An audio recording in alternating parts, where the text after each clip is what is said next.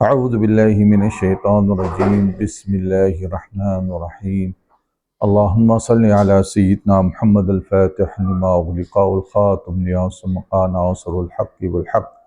والهادي إلى صراطك المستقيم وعلى آله حق قدره ومقدار العظيم أما بعد السلام عليكم ورحمة الله تعالى وبركاته۔ آج کی یہ نشست اس حوالے سے ہے کہ نبی کریم صلی اللہ علیہ وسلم نے ایک مرتبہ آپ بہت ہی اپنی امت کے لیے رو رہے تھے۔ اللہ تعالیٰ نے حضرت جبریل علیہ السلام کو بھیجا آپ کے پاس، اور وہ جانتے تھے کہ آپ کے دل میں کیا ہے، آپ کس لیے رو رہے ہیں، لیکن پھر بھی انہوں نے بھیجا حضرت جبریل علیہ السلام کو کہ آپ جا کے پوچھیں کہ آپ کو کون سی بات رلا رہی ہے۔ آپ صلی اللہ علیہ وسلم کے پاس جبریل آئے اور آپ نے پوچھا کہ یا رسول اللہ آپ اس وقت کیوں رو رہے ہیں زیادہ؟ تو آپ نے فرمایا کہ میں اپنی امت کے لیے رو رہا ہوں۔ تو حضور صلی اللہ علیہ وسلم نے پہلے 2 آیتیں پڑھی، سورۃ ابراہیم کی اور ایک سورۃ مائدہ کی۔ پھر آپ نے عرض کیا کہ میں اسی وجہ سے رو رہا ہوں کہ میری امت جو ہے گمراہ ہو جائیں گی، اور ان کا آخرت میں یعنی گویا کہ ہے امت کی آخرت کی میں جو ان کو جو مسائل پیش آئیں گی اس کے حوالے سے آپ صلی اللہ علیہ وسلم رو رہے تھے۔ اور آپ جبریل علیہ السلام جب دوبارہ اللہ کے پاس تشریف لائے تو اللہ تعالیٰ نے فرمایا کہ آپ ان کو کہہ دیجئے کہ ہم تمہیں ہماری امت کے معاملے میں غمزدہ نہیں کریں گے آخرت میں۔ یہ حدیث ہمارے لیے بڑی اہم ہے اس بات کو سمجھنے کے لیے کہ امت آج کے دور میں جس طریقے سے گمراہ ہے، جس طریقے سے بے روحی کے شکار ہے، تو اس کا معاملہ آخرت میں کس طریقے سے ان کے حق میں جا سکتا ہے کہ حضور صلی اللہ علیہ وسلم کو اپنی امت میں غمزدہ نہ کیا جائے۔ اب اس کو اگر مد نظر رکھے تو بات سمجھ میں ایک بات یہ آتی ہے کہ آنے والے چند سالوں میں امت کی ایک بھاری اکثریت جو ہے وہ شہید ہو جائیں گی، یعنی شہادت کے رتبے پہ فائز ہو جائیں گی۔ غالباً اگر اس وقت امت کوئی 1.5 ارب ہے یا 1.25 ارب ہے تو کم سے کم 1 ارب لوگ جو ہے وہ شہادت کے رتبے پہ فائز ہوں گے، اور اس کی وجہ دنیا کی بدلتے ہوئی جو صورتحال ہے اس وقت جنگوں کی وجہ سے، اور آنے والی جو ایک بہت بڑی جنگ لگنے والی ہے اس میں تو یہی نظر آتا ہے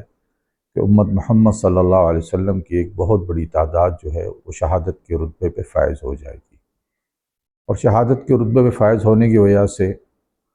ان کو روز حشر میں اللہ تعالیٰ جو ہے اپنے سائے میں لے آئے گا، اور اللہ تعالیٰ ان سے پھر وہ سرزنش نہیں کرے گا، یا ان سے وہ سخت سوالات نہیں ہوں گے جو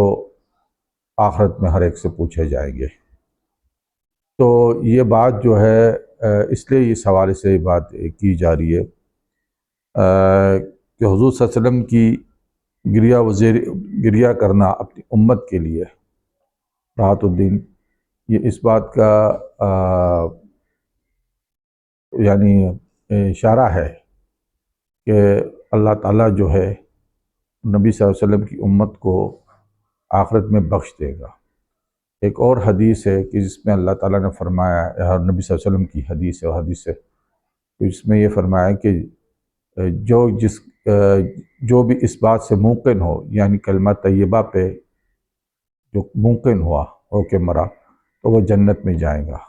پوچھا گیا رسول اللہ وَإِن زَنَتْ أَوْ سَرَقَ،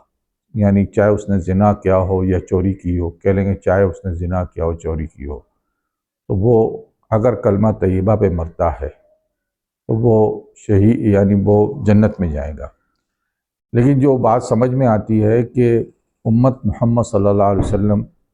آخرت میں شہادت کا رتبہ پانے والی ہے صرف اس شرط پہ کہ توحید پہ اس کا خاتمہ ہو اور حضور صلی اللہ علیہ وسلم کے ختم نبوت پہ یقین ہو، تو وہ آخرت میں جنت میں جائیں گے۔ لیکن یہاں پہ ایک بات ضروری کہنا چاہتا ہوں، کیونکہ کچھ لوگ ایسے بھی ہوں گے جو ان کی حوض کے پاس پہنچیں گے تو ان کو ملائکہ ہٹا دیں گے، آپ کہیں گے کہ یہ میرے ساتھی ہیں یا میرے اصحاب تھے، گویا مراد یہ ہے کہ میری امت سے تھے لوگ، لیکن میرے بعد انہوں نے بدعتیں شروع کر دی تھی۔ یہاں پہ اس حدیث کی تفسیر میں دو تین باتیں سامنے آتی۔ ایک تو یہ ہے شاید اس سے مراد وہ لوگ ہوں گے جو حضور صلی اللہ علیہ وسلم کے زمانے میں ایمان لائے لیکن بعد میں مرتد ہو گئے، کیونکہ آپ کی وفات کے بعد قبائل جزیرہ عرب میں بہت سے ایسے لوگ تھے جو ارتداد کا شکار ہوئے، اور تین طریقے سے حالات پائے گئے۔ ایک میں تو وہ تھا کہ جو مسلمہ بن کذاب کے ساتھ مل گئے، ایک وہ تھے جنہوں نے زکوٰۃ دینے سے انکار کر دیا، اور ایک وہ تھے جو دوبارہ زمانہ جاہلیت میں چلے گئے تھے۔ تو ان سے شاید یہ بھی مراد ہو سکتی۔ دوسری چیز یہ ہے بعد میں بھی کچھ لوگ ایسے فرقے باطل قائم ہوئے جنہوں نے نبی صلی اللہ علیہ وسلم سے کا راستہ اور صحابہ کا راستہ چھوڑ دیا، کیونکہ حضور صلی اللہ علیہ وسلم نے فرمایا تھا ایک حدیث میں کہ تمام میری امت میں بھی 73 فرقے نکلیں گے، سوائے تمام جہنم میں جائیں گے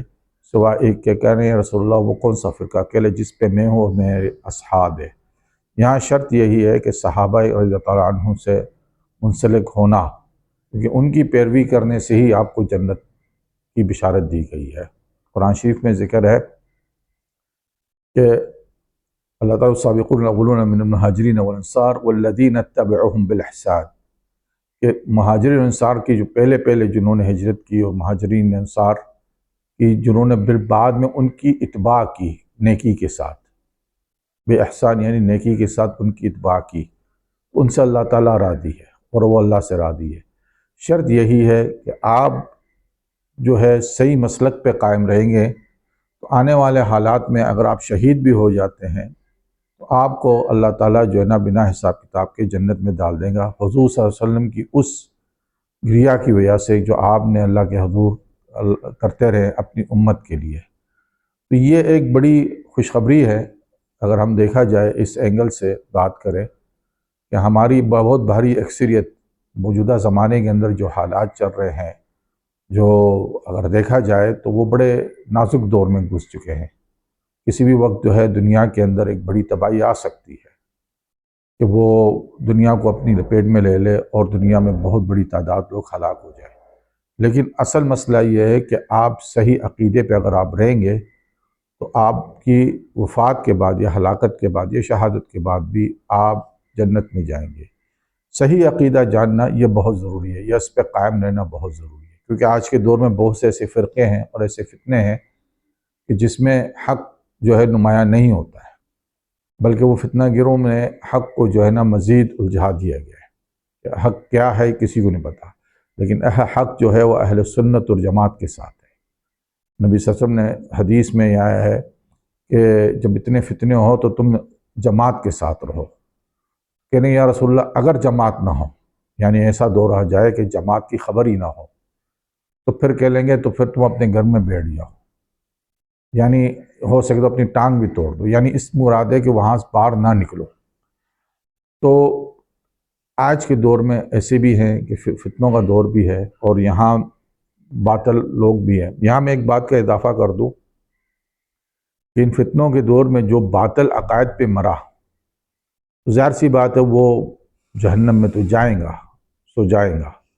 اور وہ اپنے عذاب میں اپنے قبر میں بھی عذاب پائیں گا۔ لیکن جب دجال ظاہر ہوں گا تو دجال انہی لوگوں کو زندہ کرے گا جو باطل عقائد کے اندر جو ہے،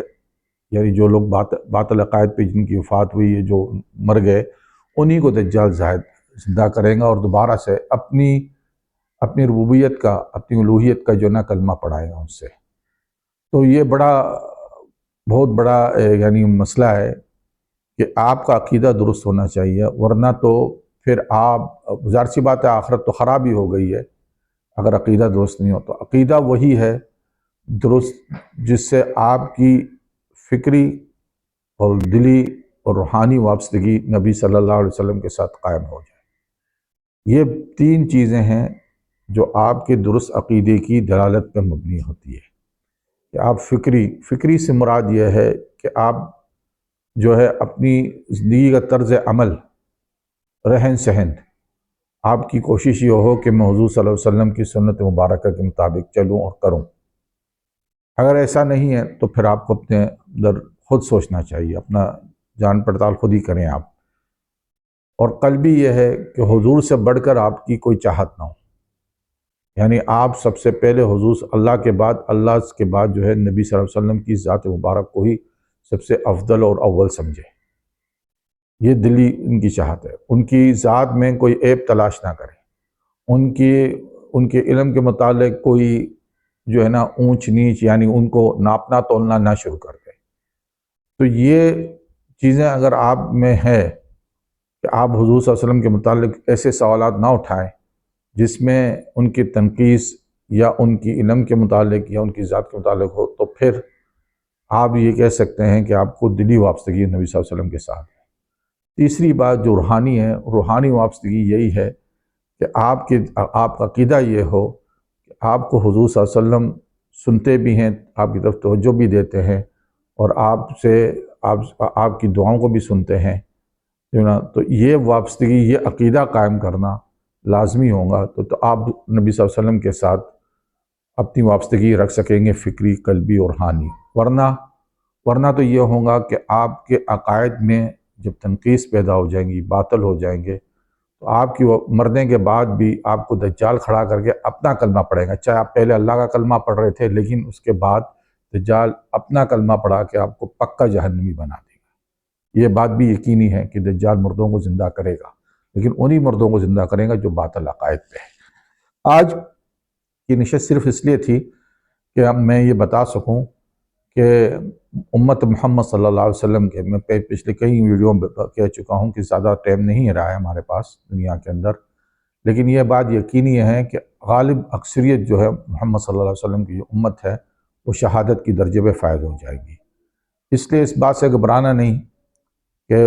چاہے انڈیا حملہ کرے یا کوئی اور ملک حملہ کرے، ایٹمی حملہ ہو یا کچھ بھی ہو، ہم شہید ہونے والے ہیں، لیکن عقیدہ ہمارا جو ہے وہ اہل سنت اور جماعت کا ہونا چاہیے، ورنہ تو پھر خسارے میں ہے۔ وما علینا الا البلاغ۔ السلام علیکم۔